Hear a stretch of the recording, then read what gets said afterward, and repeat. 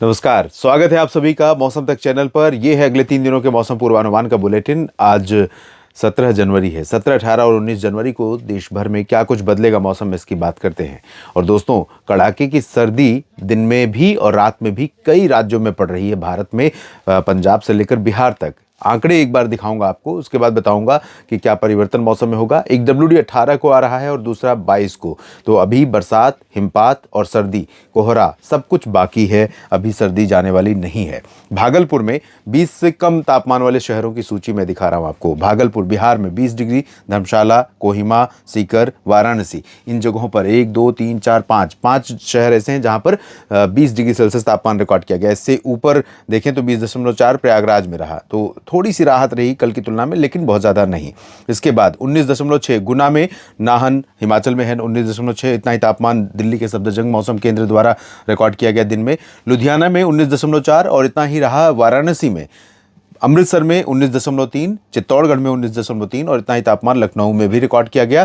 तो आप देख सकते हैं कि पंजाब, उत्तर प्रदेश, हरियाणा, दिल्ली, राजस्थान और साथ ही साथ बिहार भी प्रभावित हैं सर्दी से। हिसार में 19.2 और सेम टेम्परेचर जयपुर में रहा। कानपुर में 19 और सिमिलर टेम्परेचर रिकॉर्ड किया गया टीकमगढ़ में। पिलानी में टेम्परेचर रहा है 18.9 और 18.6 डिग्री सेल्सियस तापमान 1, 2, 3, 4 जगहों पर रहा। और ये 4 जगह हैं कुन्नूर, डाल्टनगंज, ग्वालियर, नजीबाबाद। माउंट आबू में भी 18.4 डिग्री तापमान रहा और इतना ही शिलोंग में रहा। अंबाला में 18.3 डिग्री सेल्सियस तापमान रहा। बुलंदशहर में 18 डिग्री सेल्सियस और 18 डिग्री सेल्सियस ही तापमान रिकॉर्ड किया गया है फुर्सतगंज, मेरठ और पटियाला में भी, साथ ही साथ पटना में भी। आप अंदाज़ा लगाइए, पटियाला पंजाब में, पटना बिहार में, दोनों जगहों का दिन का तापमान एकदम बराबर। वजह, जबकि पहाड़ों पर सर्दी जब पड़ती है, पहाड़ों पर बर्फ़ पड़ती है तो पंजाब में जल्दी तापमान गिरता है, लेकिन ठंडी हवाएं वहां तक भी पहुंची हैं। दिन का तापमान इसलिए गिरा हुआ है क्योंकि दिन में धूप ज़्यादा तेज नहीं दिखाई दी, बादल रहे, ठंडी हवाओं का असर रहा। बहराइच में 17.8 और 17.7 डिग्री सेल्सियस तापमान कोटा में रहा।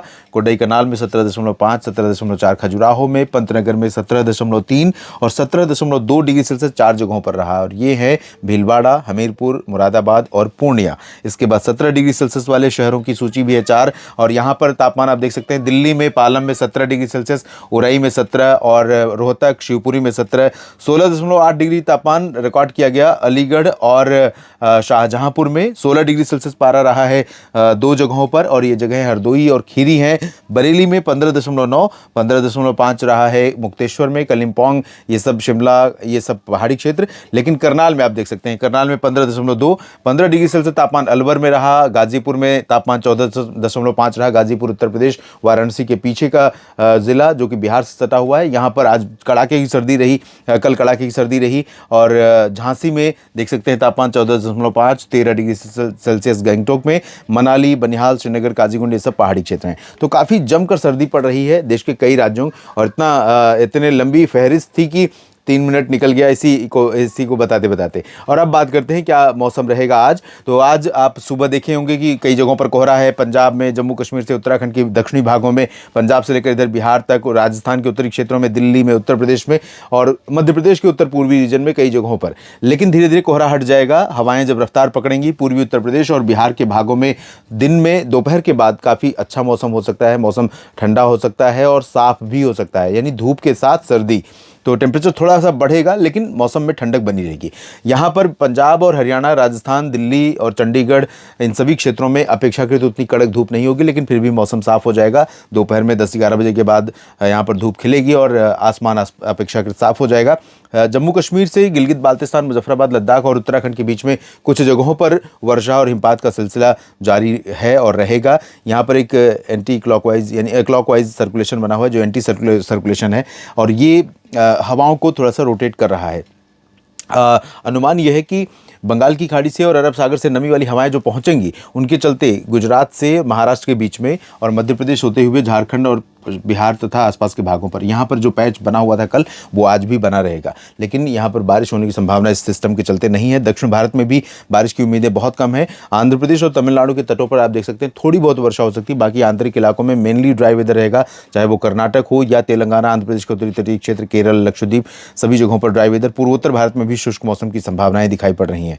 तो ये स्थिति आज रहेगी। और कल यानी 18 जनवरी को जब सिस्टम पहुंच जाएगा, उससे पहले ही आज रात में आप देखेंगे पंजाब और राजस्थान उत्तराखंड के पश्चिमी भागों से बादल आने शुरू हो जाएंगे और कल बादल ये और बढ़ेंगे, और बादल बढ़ेंगे पंजाब में भी, जम्मू कश्मीर और हरियाणा, दिल्ली, चंडीगढ़, साथ ही साथ उत्तर प्रदेश के कुछ भागों में, उत्तराखंड के भागों में, राजस्थान के उत्तरी क्षेत्रों में। लेकिन बरसात मैदानी भागों में मॉडल के हिसाब से नहीं होगी। लेकिन मुझे ऐसा लगता है कि पंजाब और हरियाणा के उत्तरी क्षेत्रों में और दिल्ली, चंडीगढ़ तथा वेस्ट यूपी का जो मेरठ मुरादाबाद का रीजन है, यहाँ पर कहीं कहीं पर कुछ बूंदाबांदी होने की संभावनाएं बन सकती हैं। बाकी जम्मू कश्मीर, हिमाचल और उत्तराखंड, लद्दाख, गिलगित बाल्टिस्तान, मुजफ्फराबाद में आप देख सकते हैं यहाँ पर इंटेंसिटी बढ़ने वाली है बारिश की।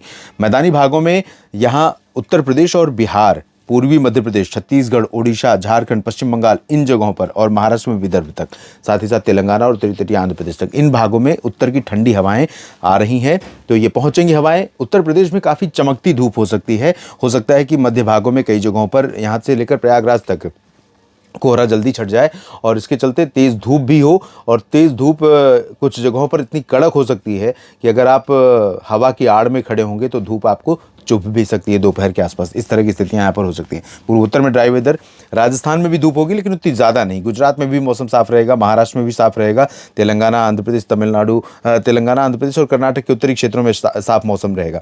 लेकिन आंतरिक तमिलनाडु और केरल के कुछ हिस्सों में हल्की वर्षा हो सकती है, जबकि तटों पर, तमिलनाडु के तटों पर बढ़ने बढ़ने वाली है। यानी बंगाल की खाड़ी से फिर यहाँ पर सक्रिय सपोर्ट देखने को मिल रहा है। तो कई जगहों पर बरसात की गतिविधियां देखने को मिल सकती हैं। इसके बाद बात करते हैं हम किस तरह का मौसम रहेगा अगले दिन, यानी कि 19 जनवरी को। तो 19 जनवरी को आप देख सकते हैं कि पहाड़ों पर बहुत ज़्यादा चेंज नहीं है और हवाएं थोड़ा सा और पीछे से आनी शुरू हो रही हैं, यानी कि बहुत ज़्यादा लंबे समय तक सस्टेन नहीं करेगा वर्तमान WD।